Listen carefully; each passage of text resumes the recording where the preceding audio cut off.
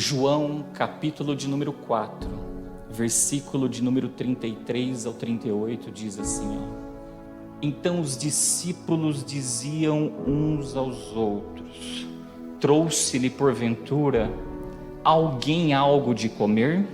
Jesus disse-lhes, o que Jesus disse-lhes? A minha comida é fazer a vontade daquele que me enviou e realizar a sua obra. Não dizeis vós que ainda há 4 meses até que venha a ceifa?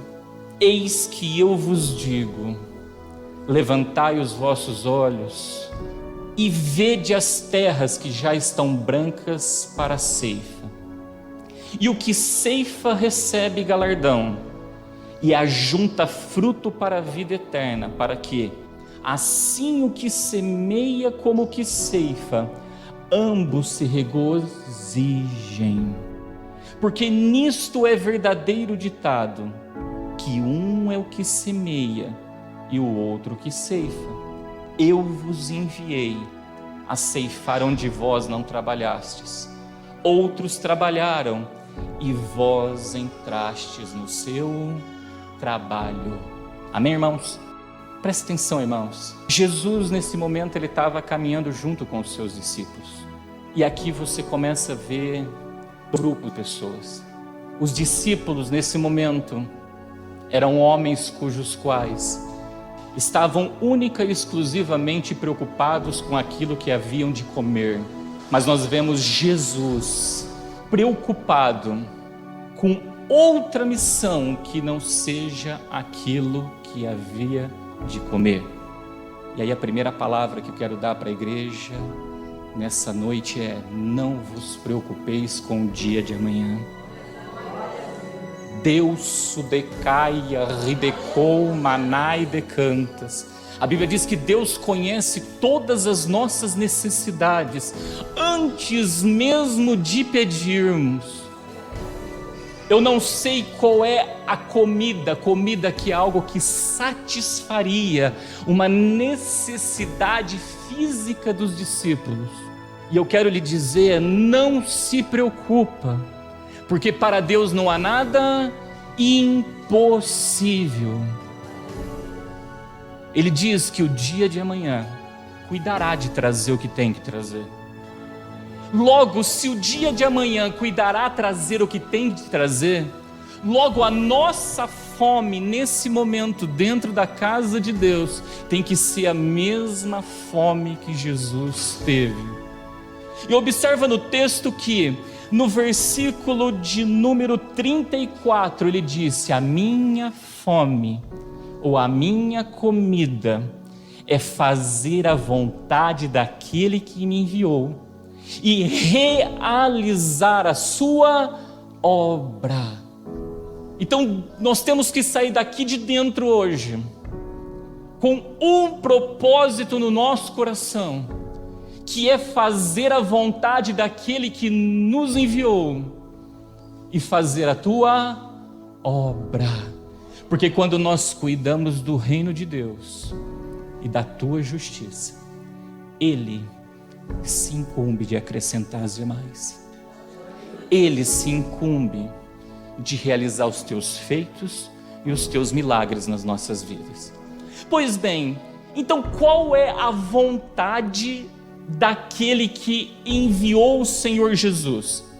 Se a Bíblia diz que nós temos que ser a imagem e semelhança de Cristo, logo as nossas vontades têm que ser as mesmas vontades do nosso Senhor Jesus.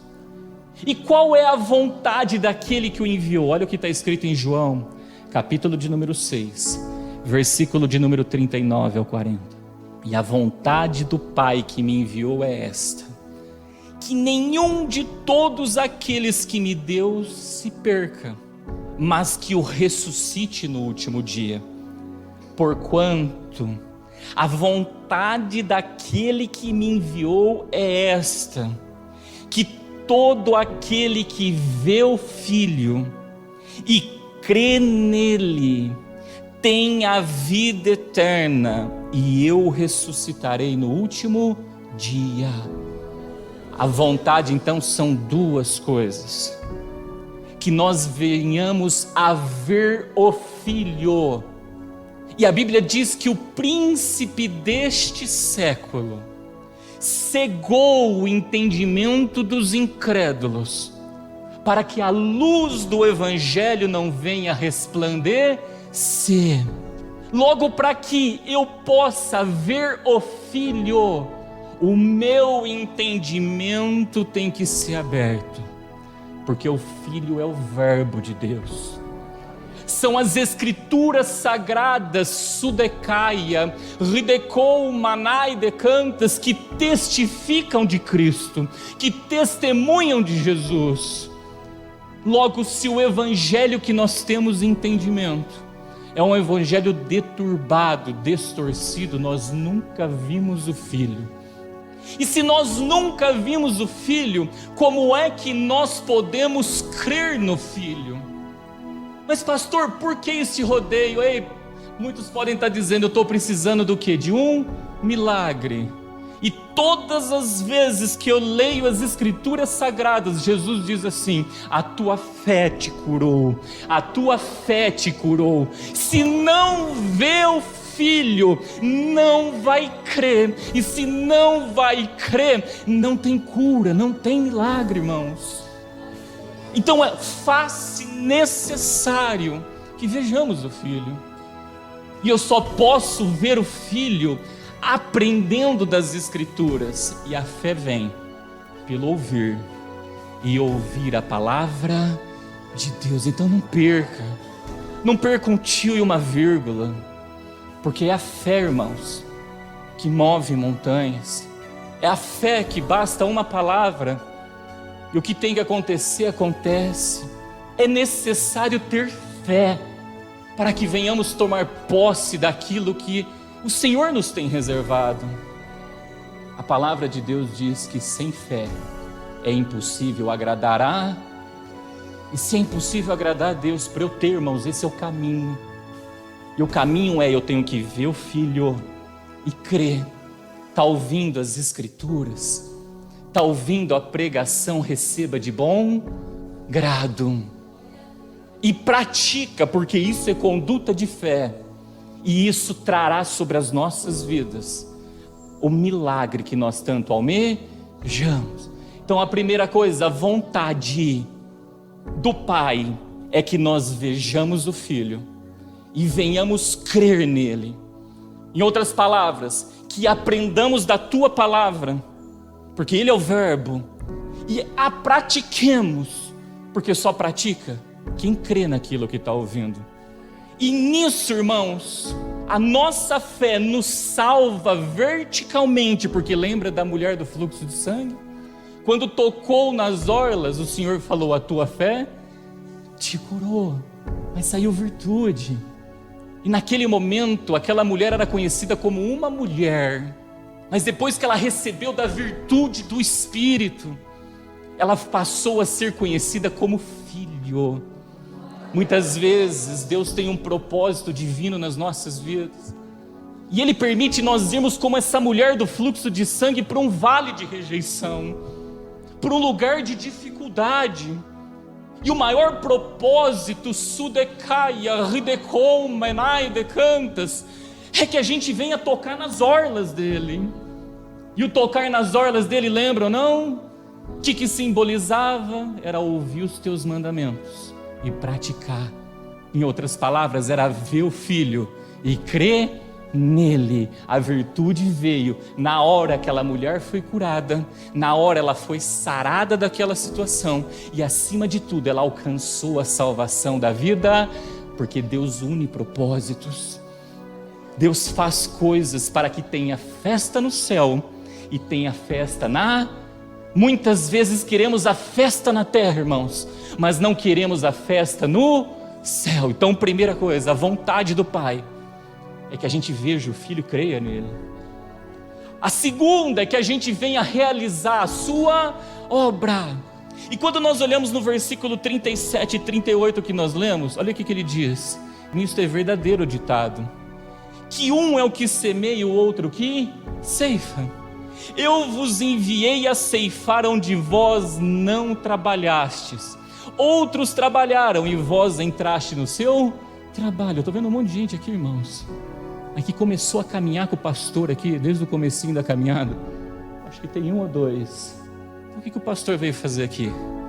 Ceifar onde não trabalhou. E aqui eu quero abrir um parênteses para nós. Nós não podemos ser homens de pequena fé. Nós não podemos ser mesquinhos e querermos semearmos e colhermos tudo. Tem momento que Deus vai usar a gente, irmãos, para semear boa semente. Mas quem vai colher são outros. Outros ceifeiros vão vir e vão colher. E tem coisas que nós vamos colher, irmãos, porque outros semearam a boa semente. Hoje eu vejo uma colheita aqui, aonde eu digo para ti, na vida de muitos aqui, não fui eu quem plantei, não fui eu quem semeei. Só que o texto vai nos dizer que tanto o que ceifa, como o que semeia, quando ele cumpre esse propósito, existe regozijo nos céus.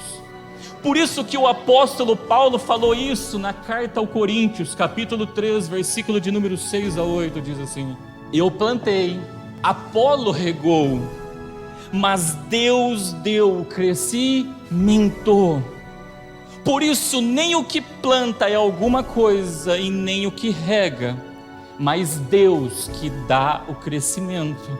Ora, o que planta e o que rega são um, mas cada um receberá segundo o galardão do seu trabalho.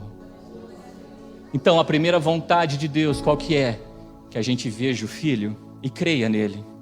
E a missão nossa é semear na vida das pessoas isso, que elas venham ver e crer no Filho. E ceifar, o que seria ceifar? Nós vamos aprender depois. É separar o joio do trigo, é fazer a limpa, é fazer a separação, o separamento daquilo que serve para aquilo que não serve. Amém? Está claro até aqui? Pois bem, mas quando nós meditamos nesse texto que nós estamos vendo agora, nós lemos no começo, lá no versículo de número 35, irmãos, olha que interessante diz o texto: não dizeis vós que ainda há 4 meses até que venha a ceifa? Eis que eu vos digo, levantai os vossos olhos e vede a terra, que já estão brancas para ceifar. Presta atenção nisso. O que é uma terra branca? Quando Jesus estava contando essa parábola, ele estava fazendo menção disso daqui, ó. Muitos achavam que ainda não era tempo de colher, e Jesus estava dizendo assim para os seus discípulos, é isso que ele está dizendo para a igreja: Sudecaia, Ridecou, Manai, Decantas, levanta tua cabeça agora e veja, porque chegou o tempo de ceifar. Eis que está branca a lavoura. Em outras palavras, o que ele estava visualizando é isso aqui. Só que nós temos que tomar muito cuidado quando nós observamos algo dessa natureza. Porque vocês estão vendo essa pecinha aqui, ó? Quem que me arrisca dizer o que é esse vegetalzinho aqui? Muitos dizem que é o trigo, mas este é o joio. Se tu observar ambos, eles são extremamente o que? Exatamente iguais, mas tem uma diferença neles. Então nós não podemos errar, nós não podemos vacilar as nossas mãos, porque olha o que está escrito no livro de Gálatas, capítulo 6, versículo de número 7 ao número 10, diz assim, ó: não erreis, Deus não se deixe escarnecer, porque tudo que o homem semear, isso também ceifará. Porque o que semeia na sua carne, da carne ceifará a corrupção, mas o que semeia no Espírito, do Espírito ceifará a vida eterna. E não nos cansemos de fazer o bem, porque a seu tempo ceifaremos, se não havermos o quê? Desfalecido. Então, enquanto temos tempo, façamos bem a todos, mas principalmente aos domésticos da fé. Presta atenção, a vontade do Pai é que nós semeemos. Quando nós semeamos, quando chega o tempo da ceifa, nós vemos daquela maneira. E por que Jesus estava vendo aquela plantação daquela maneira? Nesse momento ele estava em Samaria, e nós sabemos naquele texto de Samaria, diante daquela mulher samaritana, aquela mulher foi lá e disse que havia visto o Messias, e ela ganhou para o Senhor Jesus uma cidade inteira, por causa daquela palavra. Ou seja, ela semeou, mas quem ceifou foi o nosso Senhor Jesus. Só que nós temos que tomar cuidado, porque se nós semearmos errado, nós também vamos colher coisas ruins. Irmãos, guarda algo, Deus ele não é injusto. Todas as vezes que vem uma colheita que não é boa, nós temos que parar e fazer um autoexame, porque ele diz: não erreis. O que tu semear na carne, você vai colher corrupção. Vamos pegar o exemplo da corrupção. Olha para o nosso país. O que mais nós observamos são condutas de corrupção. Aí eu te pergunto, o que é que estão semeando? São coisas boas ou coisas ruins? E aqui eu quero contar um testemunho. Certa feita, na obra de libertação na vida da minha prima, manifestou uma potestade nela. E aquela potestade manifesta nela, ela olhou para o grupo que estava fazendo o trabalho naquele momento e virou e falou assim: a culpa é daquela velha que está lá com ele e deixou a sementinha. Uma semente, que de uma semente hoje tem um neto pregando, tem um outro neto pregando, está a minha família inteira aqui dentro hoje. E olha o que o texto do apóstolo Paulo diz: e não nos cansemos de fazer o bem, porque ao seu tempo ceifaremos, se não houvermos o que desfazer. Sabe o que ela falava? Eu não vou ver a minha família convertida, mas ele é fiel e justo para cumprir na vida da minha família, mesmo depois de morto. Sabe o que é isso? Não, ela viu o filho e creu nele, irmãos. Ela semeou, mas outros estão colhendo. Mas o que importa é que haja regozijo aonde? Então não importa o ambiente que você esteja inserido, pelo amor de Deus, semeie o que é bom. Deus não é injusto, irmãos, para fazer a gente colher algo que nós não deveríamos colher. Tudo nessa vida passa pela vontade permissiva de Deus. Tudo ele tem um propósito. E nós não devemos murmurar diante dos propósitos divinos, porque se nós murmurarmos diante dos propósitos divinos, nós já aprendemos. Quem eram os murmuradores? Os escribas e fariseus. Nós morreremos no deserto. Mas se nós buscarmos compreender quais são os propósitos divinos, irmãos, você pode ter certeza que nós vamos agir como aquela mulher do fluxo de sangue. Receberemos virtude, a cura e a salvação da nossa, porque o que Deus faz é perfeito e completo, é bom, perfeito e agradável para as nossas vidas. Logo, por isso o apóstolo Paulo diz: e não cansemos de fazer o bem, não cansemos de semear o bem. Eu digo para ti que muitos que estão aqui dentro hoje, irmãos, só estão aqui porque alguém semeou algo de bom, que produziu no coração dos meus amados algo diferente. E se deixarmos de semear, deixaremos de colher para as nossas vidas, e deixaremos de ver o ambiente que nós estamos intrínseco, também ter uma colheita maravilhosa. Por isso, se estamos colhendo ou não estamos colhendo, não paremos de semear o bem. Continuemos a fazer o que é correto. Só que aqui eu quero compartilhar com a igreja algo. 3 condutas são necessárias para que a gente tenha uma colheita primorosa, uma colheita sem falhas, uma colheita onde não tem misturas, não tem ajoelho com trigo. Porque qual que é o cuidado que eu tenho que ter do joio e do trigo?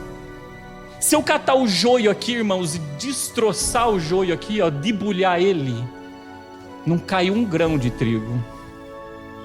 Mas se eu pegar o trigo e debulhar o trigo, eu vou pegar uma porção de trigo, do grão de trigo.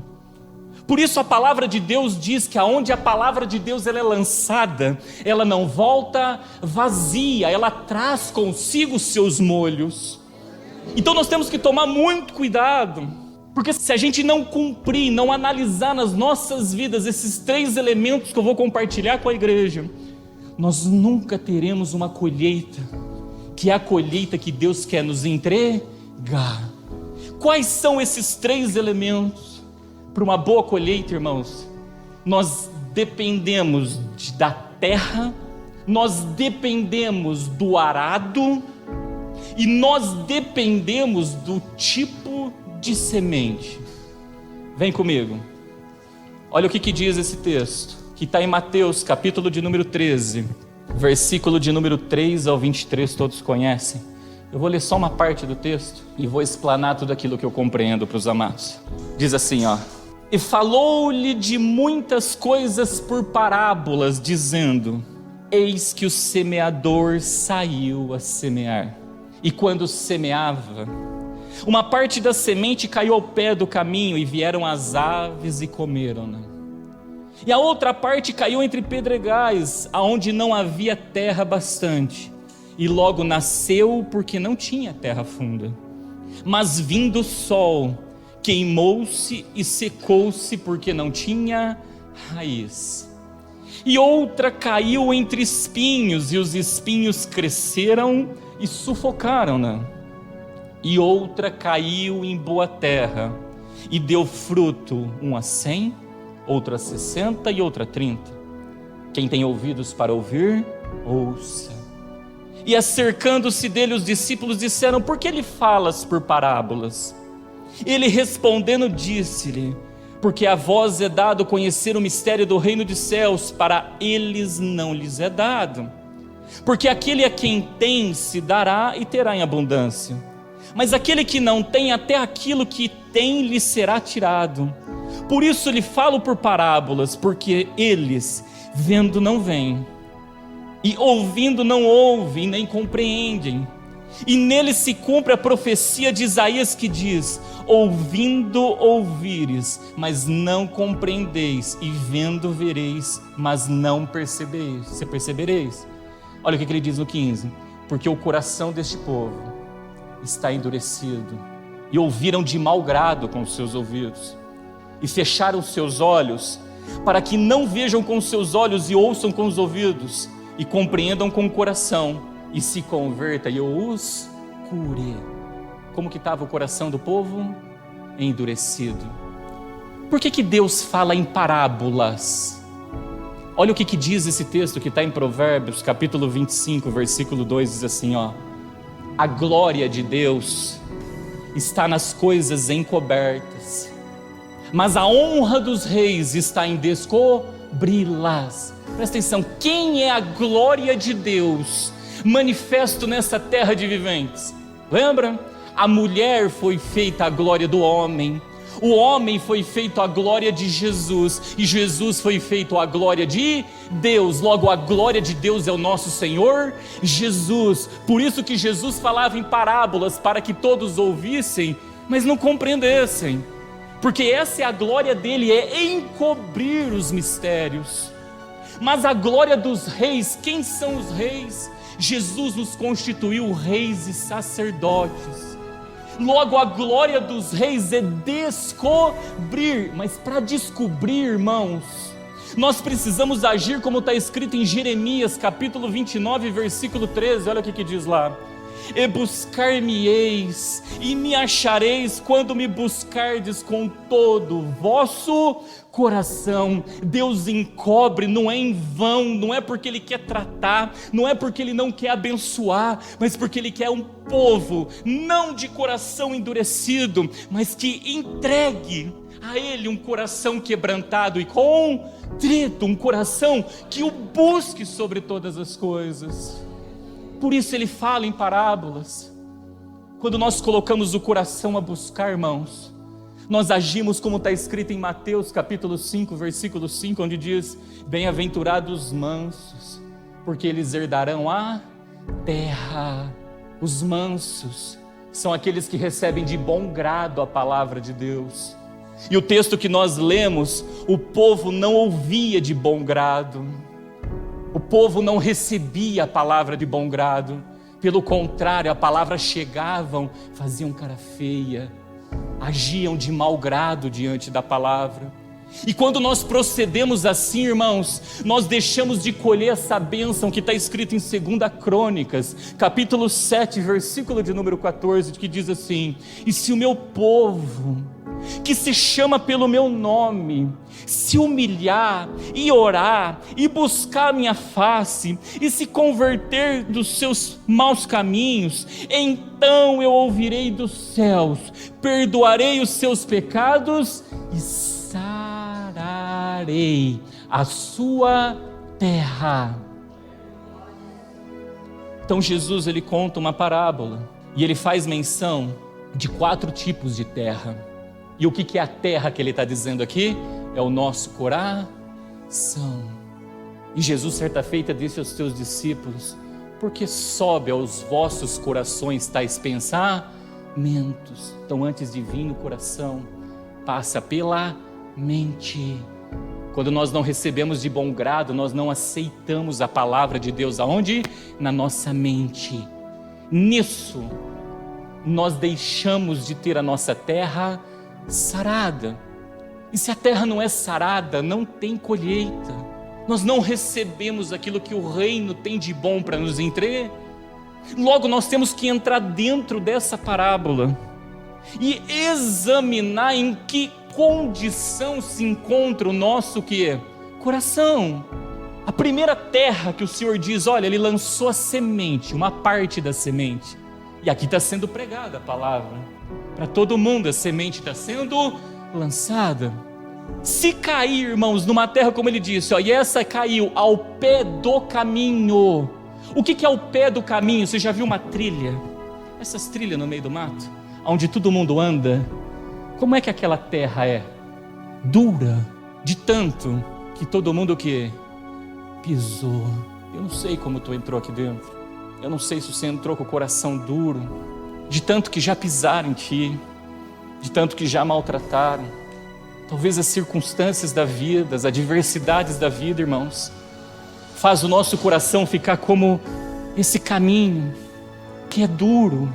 E todas as vezes que nós chegamos para ouvir a palavra de Deus com o nosso coração desse jeito, o texto vai dizer que a semente caindo ali, as aves dos céus vêm e roubam.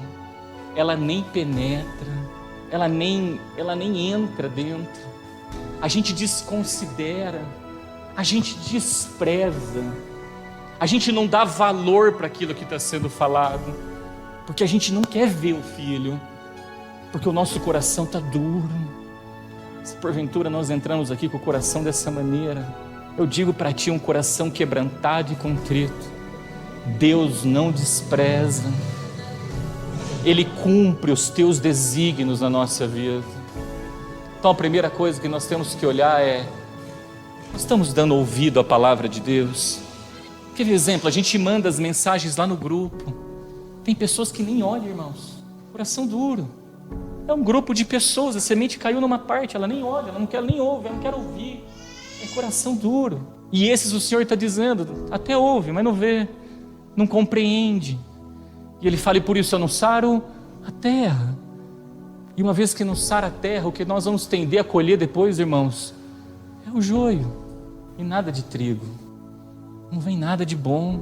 Tem um segundo tipo de terra, que caiu, que foi entre os pedregais, o texto vai dizer. E os pedregais, o texto diz que tinha pouca terra. Aí a semente caiu, irmãos.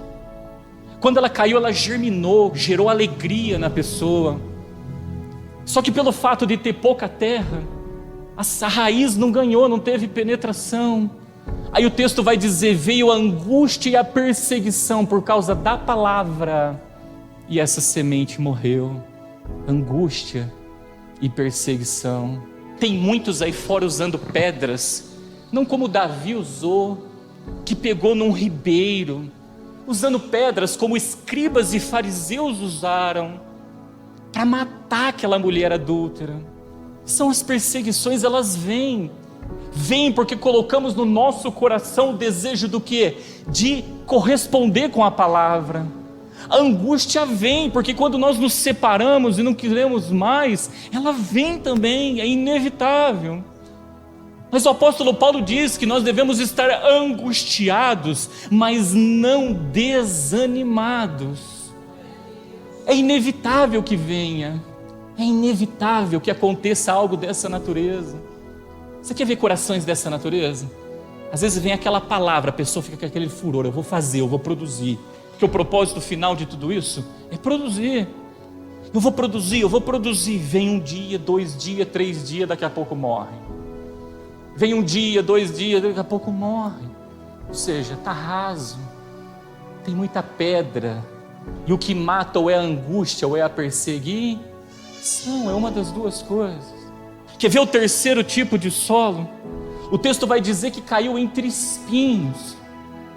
E os espinhos, o Senhor Jesus, Ele associou ele aos cuidados deste mundo, à sedução das riquezas deste mundo. E Ele diz, quando as cai ali, a pessoa fica o quê? Preocupada ainda com as coisas do mundo, com as riquezas do mundo, e a semente faz o quê? Morre, lembra do jovem rico? Bom mestre, o que eu faço para herdar a vida eterna? E a história morreu, só uma coisa lhe falta: desfaz dessas riquezas do mundo. E Jesus queria a riqueza dele? Não, irmãos, todos que entregam nos pés do Senhor. Ele diz, todos aqueles que deixam pai, mãe, irmão, tudo por amor a mim, ainda nessa vida receberá o quê? 100 vezes mais. Só que isso comprova onde está a prioridade nossa. Muitos vêm, ouvem a boa semente, aí daqui a pouco está lá no carnaval, aí cuidados do mundo. O carnaval vem e faz o quê? Sufoca a boa semente e mata. Vem, ouve a palavra, que até ganha uma penetração, que começa a ganhar um corpinho. Vai para a rodinha dos amigos, no meio das bebedices, no meio das porfias, no meio das obras da carne. Vem a semente, morre. Porque no coração está cheio do que ainda? De espinhos e abrolhos. Mas tem a última terra, que o texto diz que a semente caiu numa boa terra, e essa terra produziu 1 para 30, 1 para 60 e 1 para 100. Ei, está produzindo para o reino, Sudecaia, Ridecou, Maná e Decantas. Persevera no teu propósito, continua por fazer para Deus. Não deixa, este é um sinal de que o nosso coração tornou-se uma terra boa para a glória do nome do Senhor. Mas observa um detalhe nesses textos que a gente acabou de ler. A primeira, o texto vai dizer que as aves dos céus vieram e fizeram o quê? E roubaram. Olha o que está escrito, irmãos, em Mateus, capítulo de número 23, versículo de número 25. O Senhor olha para os escribas e fariseus e diz assim: vós pode estar até limpo por fora, mas o teu interior está cheio de rapina e iniquidade. Quem são as aves que vêm e roubam a boa semente? Escribas e fariseus, porque estão cheios de rapina. Olha a segunda terra, estava cheia de pedras. Quem é que passou a mão nas pedras para matar a pedrada a mulher adúltera? Escribas e fariseus. Olha a terceira terra, que era cheia do quê? De espinhos, que fazia menção das riquezas deste mundo. Quem é que pagou Judas para matar o verbo de Deus, ou seja, entregar à morte o verbo de Deus? E quem é o verbo de Deus? É a própria palavra, o nosso Senhor Jesus. Olha as riquezas deste mundo. Quem é que pagou os soldados para que o testemunho de Cristo da ressurreição, onde eles viram Jesus ressurgindo, do sepulcro onde abriu para se calarem quem é que pagou, escriba e fariseu. Por isso, o segundo item é o arado. Se nós colocarmos jumentos no nosso arado, se nós acamparmos escribas e fariseus ao nosso lado, se nós não sairmos do meio das 99, são esses que o inimigo das nossas almas vai usar para matar a boa semente. Escriba e fariseu mora onde? No deserto, são ovelhas que estão no deserto. Olha que interessante, e o pastor abandonou elas no deserto. Lembra do povo que saiu do Egito? Saiu um monte, e aquele povo lá no meio do deserto faziam o quê? Murmuravam igual quem? Os escribas e fariseus. Morreram aonde, irmãos? Tudo no deserto. Se a gente não sair de perto dessas cercanias, do meio dessas 99, elas vão matar a boa semente nossa. Por isso que em primeiro lugar nós temos que ter uma terra boa, receptiva para a palavra de Deus. Segundo, nós temos que tomar cuidado quem são as pessoas que estão do nosso lado, porque o tempo todo os escribas e fariseus tentaram fazer o quê? Matar Jesus, e só cumprir o propósito quando Jesus falou: agora chegou o tempo determinado de cumprir o propósito. Não dá para andar com escriba e fariseu. Por isso o Senhor fala: não acampa jumento, porque nós vamos puxar o arado com quem nós não devemos puxar.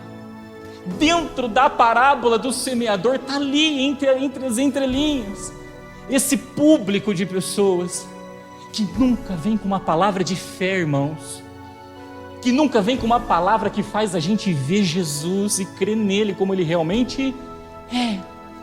Pelo contrário, só distorce, distorce, distorce e distorce. Nisso nós nunca alcançamos o nível de fé que agrada a Deus, e nunca tomamos posse daquilo que ele nos tem reservado. Então, primeiro conselho: olha para dentro e veja que qual desses 4 tipos de terra é o nosso coração.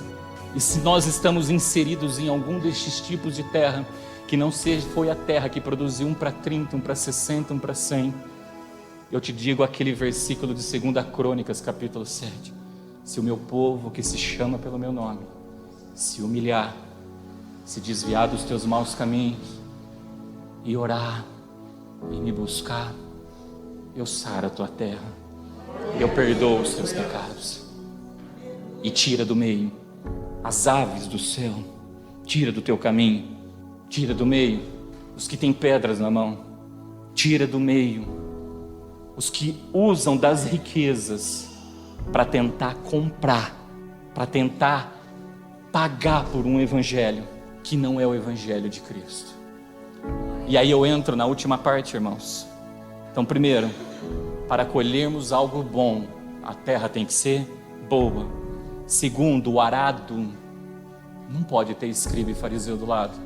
O arado não pode ter esse nível de pessoas do nosso lado caminhando e arrastando conosco, porque senão ele vai cuidar de destruir a boa semente. E terceiro, e aqui nós vamos ler a última parábola e aqui eu finalizo. Mateus capítulo 13, versículo de número 24 ao 30. Eu não vou ler, irmãos, eu vou contar para acelerar um pouquinho. Aqui fala da parábola do joio e do trigo. E a Bíblia vai ser bem clara que durante um determinado período, os agricultores dormiram. E quando eles dormiram, veio o inimigo e semeou o joio no meio daquela plantação.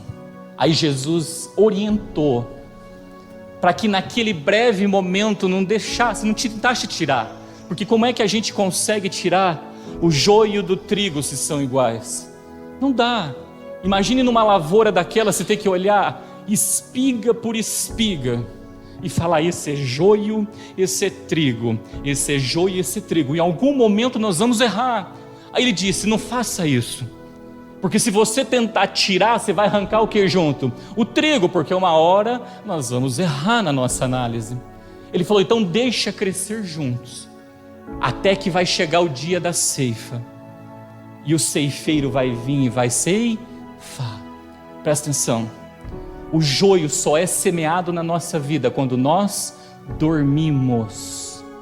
E olha o que está escrito em Efésios capítulo 5, versículo de número 14, diz assim, ó: por isso diz, desperta tu que dormes, e levanta-te dentre os mortos, e Cristo te esclarecerá.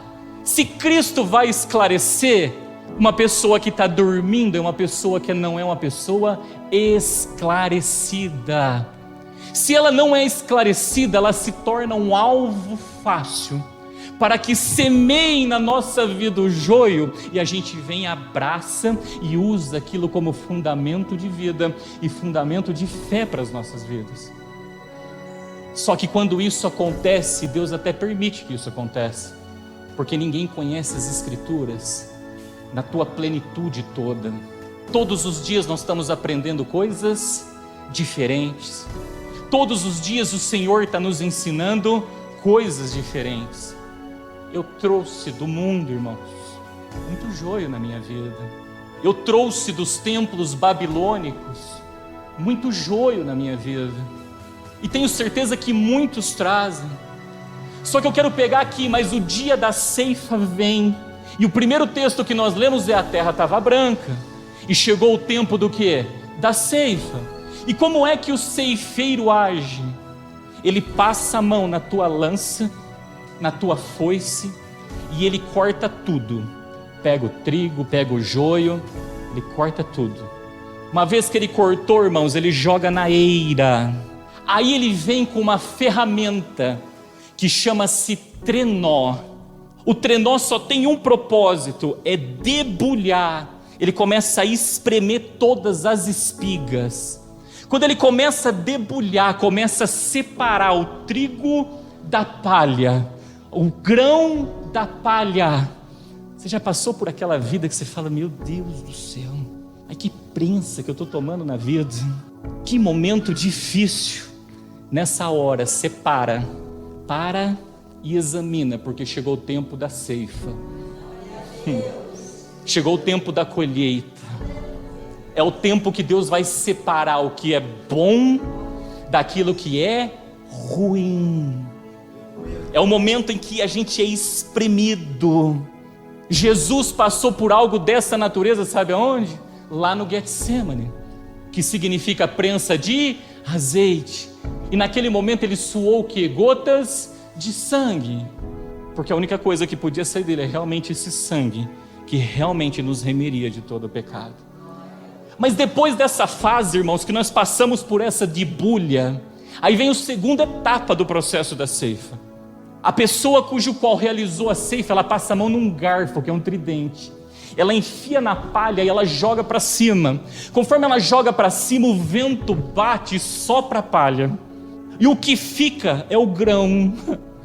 Você já passou por aquela segunda fase da vida que você fala: meu Deus, mas está indo tudo embora do meu lado.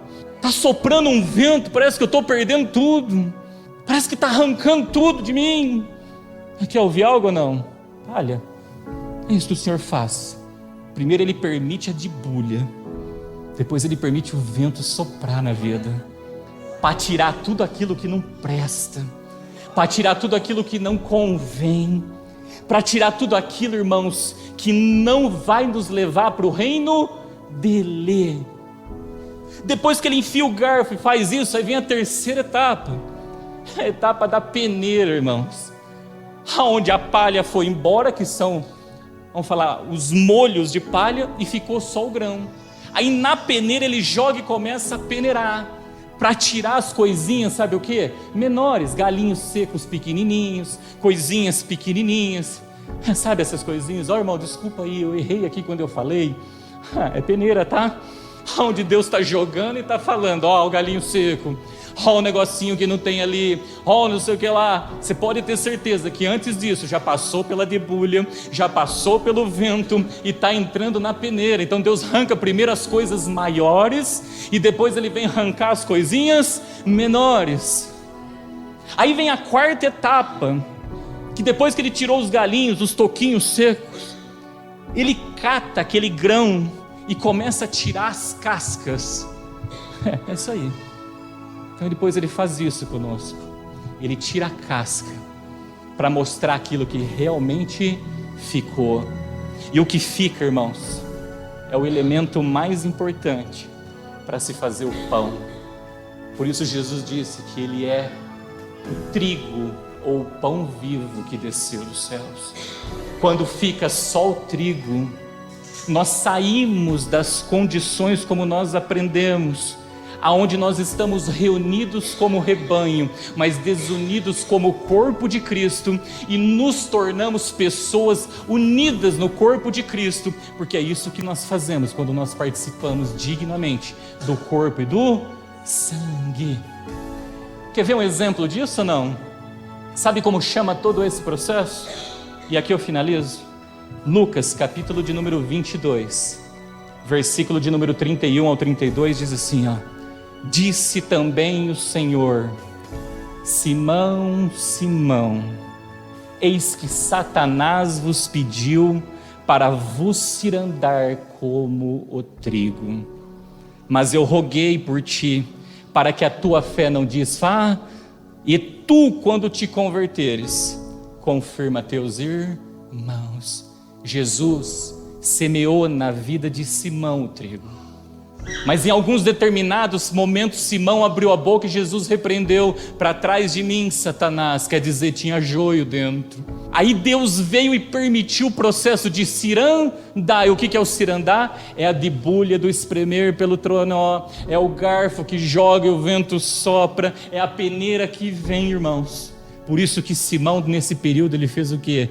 Chorou muito, porque ele começou a ver todas as áreas da vida dele que ele estava negando o nosso Senhor Jesus. Só que depois que ele passou pelo processo, o Senhor falou: agora você vai lá e confirma os teus irmãos. E a última pergunta de Jesus para Simão foi: Simão, tu me amas? Aí ele falou: apacenta as minhas. Faça elas ver Jesus e faça elas crerem em. Isso é apacentar. Mostra Jesus para eles, faça que eles entendam a palavra e façam com que eles venham crer no Senhor. Isso é produzir 1 para 30, 1 para 60 e 1 para 100. Irmãos, o processo é doloroso, mas depois que nós passamos pelo processo, nós nos convertemos de verdade. Aí passamos a ver no nosso ministério o que aconteceu na vida de Pedro, quando ele já entrou na frente da porta formosa. Aquele que outrora passava a mão na espada e cortava a orelha de outras pessoas, agora ele diz: eu não tenho prata e não tenho ouro, mas o que eu tenho eu te dou. Toma o teu leito, levanta e anda. E aquela pessoa levantou, andou, entrou dentro da igreja dando glória, e todo aquele povo glorificou a Deus. Amém. Levanta a tua cabeça, porque é chegado o tempo da ceifa. Nós podemos ser o grão. A espiga que está aqui está passando pelo processo. Não ache ruim, porque quando ele completar a boa obra que ele começou, você pode ter certeza que todos verão e admirarão o resplandecer da luz de Cristo através do evangelho que ele nos coloca na mão. Todos verão e admirarão o sal da terra, que não é insípido, mas que dá gosto. Todos verão e admirarão, porque Deus fez de um vaso de barro homens que habita dentro dele a excelência do seu poder. Todos verão e admirarão, porque verão nessa pessoa a imagem e a semelhança de Jesus. Amém.